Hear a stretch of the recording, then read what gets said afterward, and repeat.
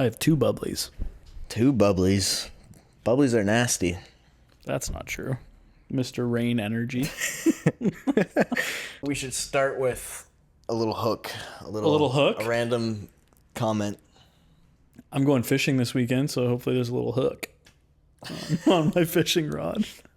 You don't fish, though. I don't fish. But I have a fishing rod. Are you going with anyone? Yeah. I'm going with my family. Like your immediate family? Immediate family. Nice. And my parents and my brother. Cool. Up north. Up north? Kawartha Dairy? In the Kawartha Dairy area. All right.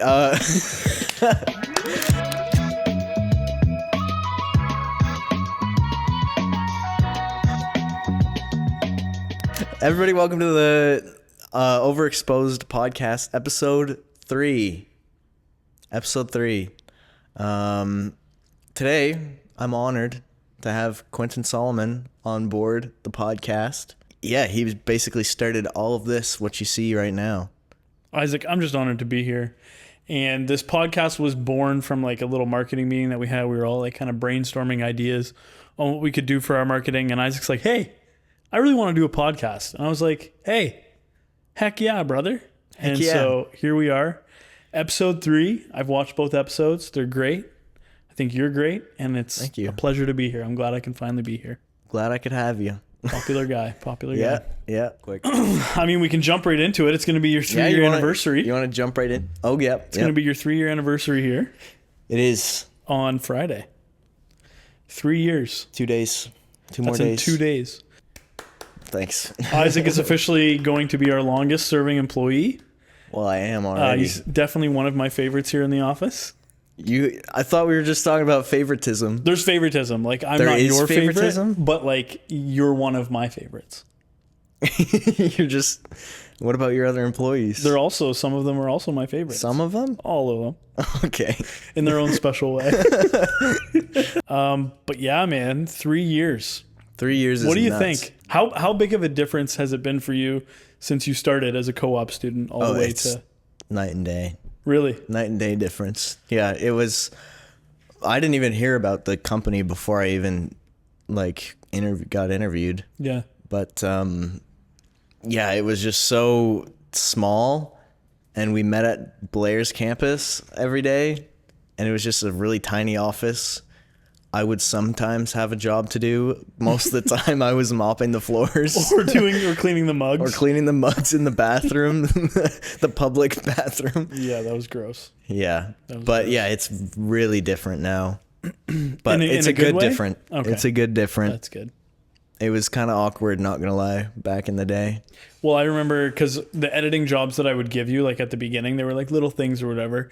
I didn't know what I was doing. I would give you my computer to edit on, and then I would work on my iPad. Yep. At the boardroom table, which was like 3 feet from my desk. Yeah. Yeah, man, you've been along on this ride, and I really appreciate it. And you've brought a lot of value to our company, and you're a really good person, and you're a good friend. Thank you. And so, happy 3-year anniversary. Thank you. Same to you. Thanks, man. What's your anniversary? 9? 8. We just passed our 8th year. Yeah. 8th anniversary. Yep. Jeez. Yeah. If you woke up 8 years ago and Exordia Creative was all a dream, what would you go out and do? What would you do? Do I know everything that I know now? Yep. I would go and do it all again. Yeah? Yeah. But I would be able to do stuff so much quicker because I have so much more information now. That's true. You don't have to deal with all the nonsense that teaches you lessons because you already know the lessons. You know the lessons. You've learned. Yeah. I would do it, and I would do it all a little bit quicker than what we did. What would you change? I've said this a few times in like videos and stuff. I would go back, and I probably would have hired sooner. Yeah. I would have had employees sooner. We just had a lot of people in our corner that always said like, oh, you don't want to hire, like you don't want that overhead, or you don't want, but if you don't have people to help you, you can't do anything. Yeah. You know? One person can only do so much. Exactly. 2 people. Exactly. And so, yeah, I probably would have hired and made that jump a little bit sooner. Nice. Well, put it this way, if you did hire, before, I You probably wouldn't wouldn't be have here. You wouldn't be here. You might have been framing. I might have been house framing. You might have been house framing. Yep. But everything Yeah. happens for a reason. God's got a plan, Yep. and it's working out Amen. okay. We're doing all right. It is. We're doing We're all doing right. all right. This isn't from a business standpoint, more of like a life standpoint. What is one thing that you thought when you were 20, but you don't believe in now? It doesn't have to be business. It can just be. It can be anything. It can be business, but Well, like I didn't know anything when I was 20. you didn't know anything? No. Well, you know a little bit. You did. You had your landscape company. Solomon's Lawn and Beyond, Yep. baby. Yep. Instagram's still live. Go check it out. Really? Yeah. I'm gonna follow right now. Check it out. SLB, Solomon's Lawn and Beyond. There it is. Pull it up. Yeah, I followed. 2018 was the last post. I guess that's a good one. Yeah. Yeah. Like going back to the employee thing, like thinking that you can do everything by yourself and that you can I didn't think that you'd need a team to do anything. I thought people just did everything themselves, but that's just not the case. Yeah. You need good people in your corner, you need good people to help. That's the only way you can grow. What is the number one best piece of content you think that we collectively as a team have ever created? Dude, we've made so much good stuff. Yeah. We've made so much good stuff. Yeah. Especially in like the last year. It's only been getting better by the year. Yeah. Too. And like the video, that spinning wheel video that we made. Yep. That one was not only fun to make because I just thought of the idea after being in a meeting with a potential customer. And I scripted it out and then we kind of like laid out what we wanted to do for it. And then it actually converted to sales. Like that was a really cool one for that reason. A lot of the videos that we have a lot of fun with, like the Rogue Meat one was really good. Yeah. That was a good video. Our vlogs. I always like our Yep. vlogs. The golfing. The golf the golf vlog was great. Props to Riley. Yeah. The the pool house vlog, the first Pool House, vlog. yeah. That was fun. And anytime we all like just get to be creative and have ideas and we bring them to life, anytime we get to do that, it's always a banger. Mm-hmm. So I can't pick a favorite. You Do you can't have a pick a favorite? I don't know if I have a favorite either. Something that we all collectively worked on. Like I remember even the client stuff when we did the Chatham Chrysler video hitting Mike with the truck. Yeah, that was fun. That was like peak. I was like, it doesn't get much better than this. Yeah. Like Isaac just mastered I didn't even masking. know how I was going to do that at the beginning too. I'm just like, he's just like, yeah, so you can do that? And I'm like, yep. And I'm like, all right, time to spend the next 4 days trying to figure it out. That's one of the best things about you. You figure it out. Thank you. That's one thing that I admire about you. Anyway, what's your favorite piece? Man, I don't know. I really like the stuff that is just like out of the blue. Like we don't really have a plan for it. We just plan it as we're going. Yeah. And it seems like those are the more fun videos and the videos that are actually really creative because we're thinking of the ideas as we're on the site. Mm-hmm. So we have more ideas in our heads of how it could go. Yeah.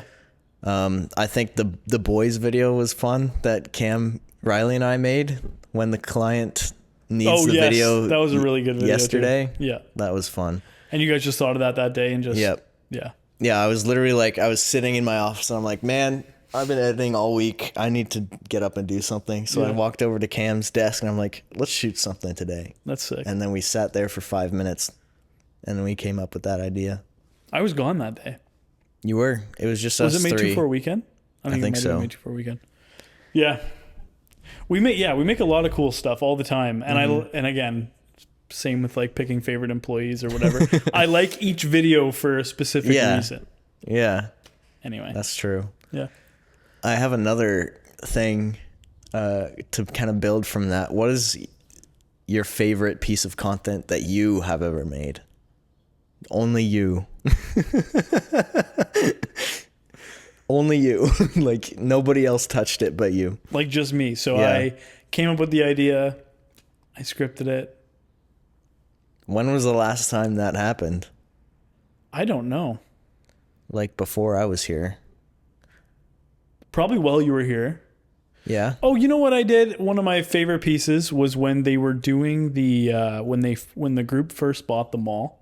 There was they hired us to do like a big push for their proposal to the city originally, and it was called Imagine CK. And I remember I bombed around Chatham, Kent, and like got a bunch of clips, and I did all the editing, I did all the color grading and stuff, and I think it was like a 7-minute video, and it was really cool for me because that video got played at council as like their proposal, and it still lives on our YouTube channel. It's our most viewed video that we have. I think I saw it I was in the analytics of our YouTube one day, and I just saw that was at like 1.7K views. Yeah. Like, what is so that? That was pretty cool. And I took that project from concept all the way through. I remember because I did all the podcast stuff for Jared and I when we did the podcast. I would shoot, edit, release them all. I had my own little show, Social Tips, back in the day. Yep. I saw a couple of those. Those are cringe. Those are cringe. Yeah, but I'm just not that good at editing. Okay. I really like shooting, and that's probably why if I preferred editing, I would probably still do a little bit of editing, but I really don't like it. I really like being out with people. I really like shooting video, so it's nice to get out and do that. Yeah. When I have time. Yeah. And you still go out quite a bit too. Yeah. So that's good. Yeah. Tell me about your guns. Can we talk about that on here? I mean, I think so. Okay. They're legal, right? They're legal. Of course they're legal. It's just a touchy subject. So I've been on this quest to try to find like some sort of passion or hobby over the last little while. And so earlier this year, I got my non-restricted gun license. So your PAL, your PAL. Yep. And my plan is to like get into hunting and like try my hand at hunting. My family has all done hunting for like most of my life. My dad's been a hunter. My brother was into it. And so I decided like, okay, it's just got to be like super safe. And my wife was cool with it. So I went and got my license. And then my license came in like 36 days, which is like pretty quick. So I wrote the test, passed the exam. It's a pretty big process to get your license. So I would hope so. Yeah. You don't want just anybody getting a gun license. So in Canada, it's a whole day, it's a whole weekend. So you go the Friday night, all day Saturday, and then that's your gun license portion. Crazy. And then there's the hunting license on the last day. And you do hands-on training, you have a written exam, you have to pass with at least 80% on both. Like it's really, really strict. And then there's a 30-day waiting period, and then they process your application. Okay. So anyway, I really wanted to get into it. And so right now I'm just doing shooting. So I joined a range, and I go out and I shoot my shotgun at least once a week, and I have a lot of fun doing it. It's a lot of fun. I shoot the clay pigeons, I shoot trap. Nice. And I'm hoping to do some hunting this fall. Nice. I've never been hunting once. Me either. My dad said I wasn't quiet enough when I was a kid, so he never took me. I was a yapper. That's funny. Yeah, that's the story.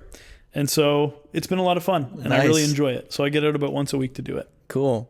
I think I told you I was there was like a hunting club or like a gun club in Blenheim when I was really young. The Rod and Gun Club?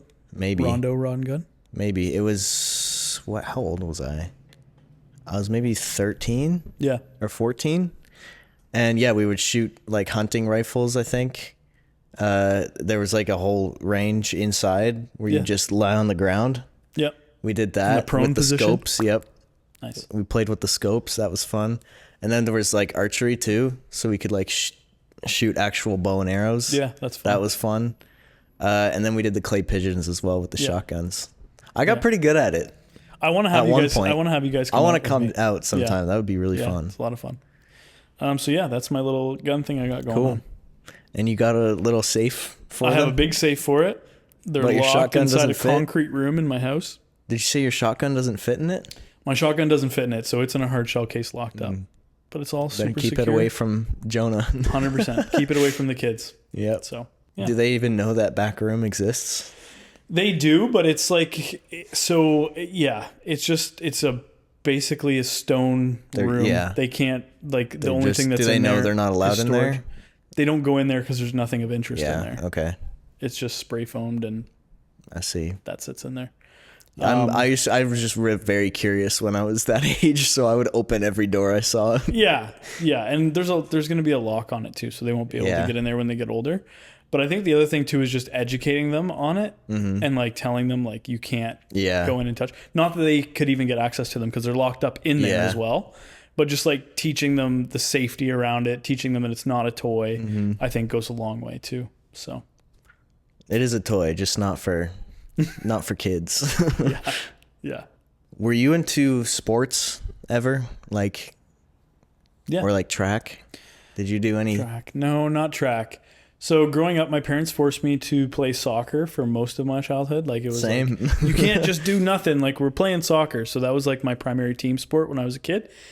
And then I got into skateboarding probably when I was like 4 or 5, I think, is when I like really started that like young?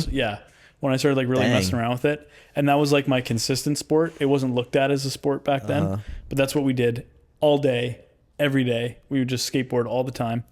And then fast forward into high school, I played football at UCC. I didn't know you started skateboarding at that young. I was really young. That's crazy. I was really young. I didn't even know what a skateboard was when I was 5. Yeah, I was young. It was Tony Hawk that influenced my skateboarding. Oh, yeah. He had like a 60 Minutes interview or something, and my parents let me watch it. And I is like, dude, this is going to be thing. my whole personality. Yep. Yeah. What about you? I'm trying to think of the first thing. I think it was soccer was like the first sport that I got into. I was more good at like, I didn't really do sports in school, but I was really good at gym class and track and field. Track and field was my bread and butter. You're fast. I love track and field. Yeah, I'm mainly good at the running, like short distances and the jumping. But yeah, I didn't do many sports. I joined a spike ball tournament in high school. That was fun. Yeah. Got second place, not first, but I remember when it was a couple years ago, we did that running race. Yep. And I was so confident I was going to beat you. I know. I came out just I was trying to like milk it too. You were. I was like, you're not going to beat me. Did we bet on that? I don't think so. Anyway, there was some sort of bet involved. It was something silly. Maybe. I still have my little. You smoked me. I did. Yeah. Long strides is the key when Look you have at the long freaking daddy legs. long legs you got on you. I have long legs and then a short torso.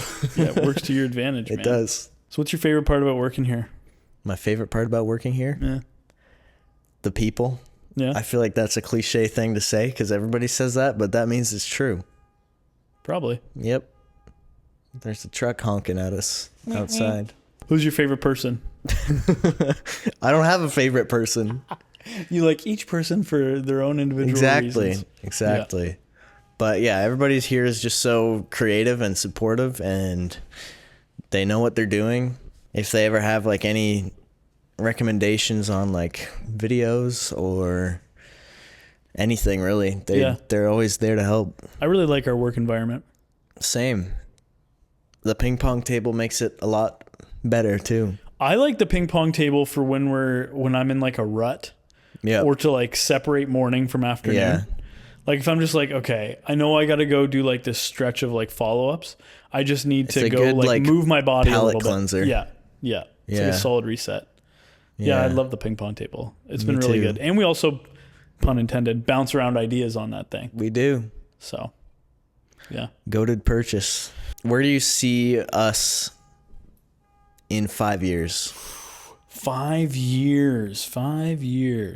So what I want to do in the immediate future, if I can answer that first, is I really want to stabilize and get really efficient with the team. Mm-hmm. I really want to make things more efficient, put some more systems in place, get a little more organized. Like our organization has come so far, to be honest. But even just getting more organized and more dialed in, I don't want to put a cap on how big I want our team to be, but I don't want anyone to feel like a number, and I really want to do effective, meaningful work.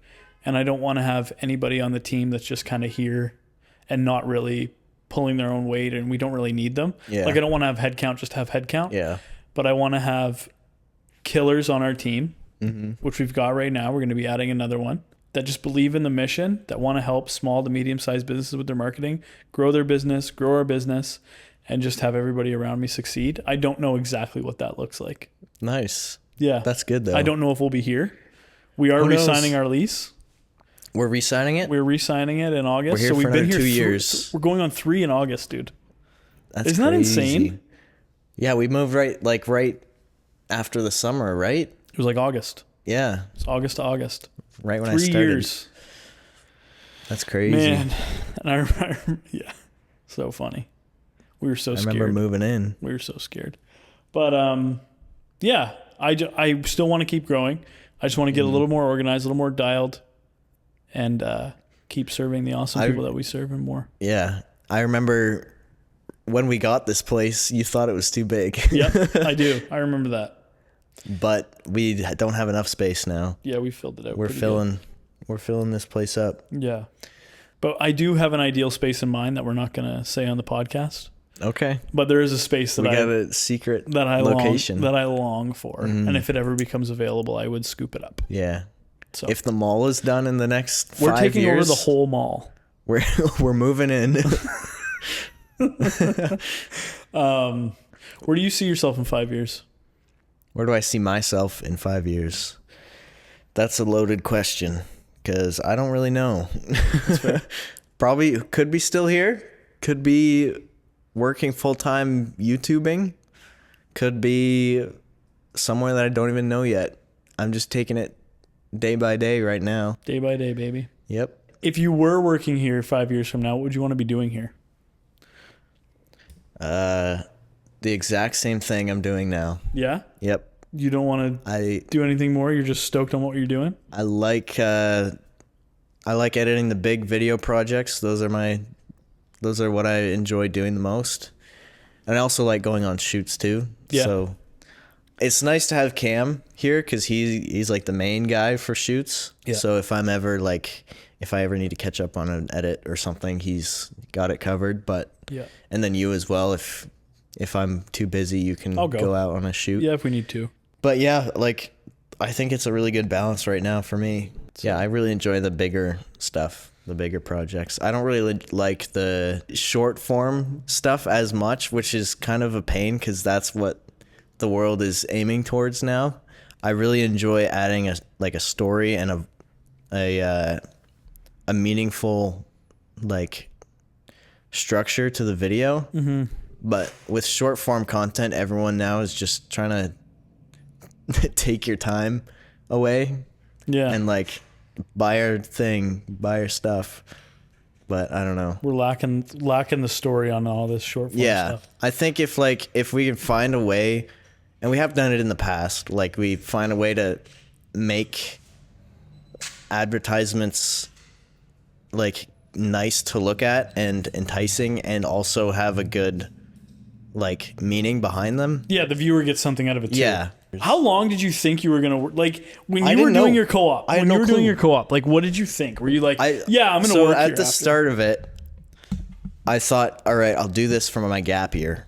Yeah. And then I'll go to school. Yeah. But I neared the end of it and I'm like, man, do I really need to go to school if I'm already working this job right out of high school and they like me there. So why would I ever leave, really? Yeah. So yeah, I battled with that for a little bit because my parents wanted me to go to school and we were going back and forth. And I mean, they didn't know this industry, right? Yeah. Because this is completely like, they thought you were just making minimum wage. Yeah. Well, and this is completely like they had no clue about this job even existing, really. Yeah. It's a pretty new thing. And they didn't know about it. Yeah. But then over the past even 3 years since I've been here, content creation in general has just blown up. Mm-hmm. So yeah, I'm here. So you were just planning on I was just planning on maybe being here a year. That's cool. Yeah. But we're really glad you stuck around. I am too. Yeah. I've learned like more than I probably ever would have at the school. Yeah. Yeah, you've learned a lot. What's your favorite office snack? What happened to the nerd clusters? Those were fire. But the problem with those was they lasted half a day. You would split it between two people and it'd be gone. Yeah. Yeah. Why is that truck going off, I man? don't know. Would you ever try to go a month without any caffeine? No. No? No. Never? No. Do you notice like crashing or like being tired all the time from caffeine?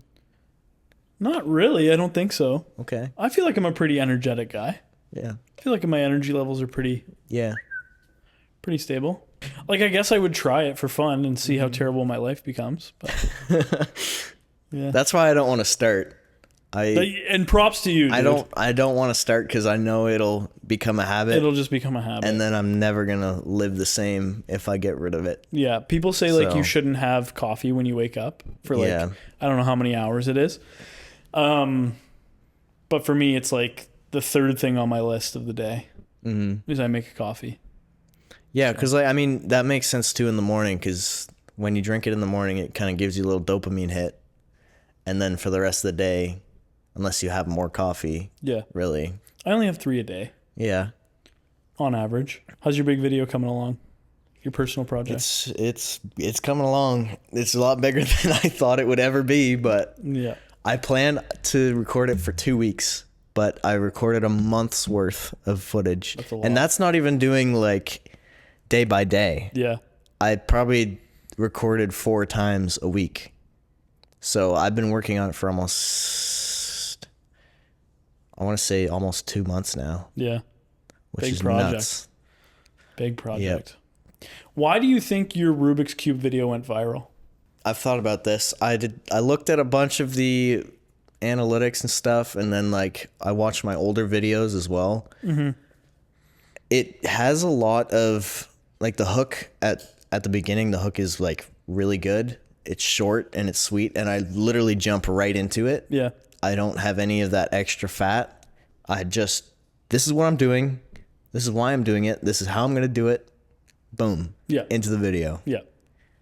And I think in the past, I've just made crazy long intros with like a bunch of fat in it. Nobody Yeah. really wants to watch. Hey, I'm Isaac. I'm sitting at my desk. Yeah. And today's Saturday and tomorrow's Well, and people Sunday. and back when I was doing it a lot more like for video game content, that's how you kind of keep viewers. Yeah. Like that are already subscribed, because you can build a connection with them. But if you're trying to collect more subscribers and more people to watch you, you have to do it that way. You have to be very quick and concise. Yeah.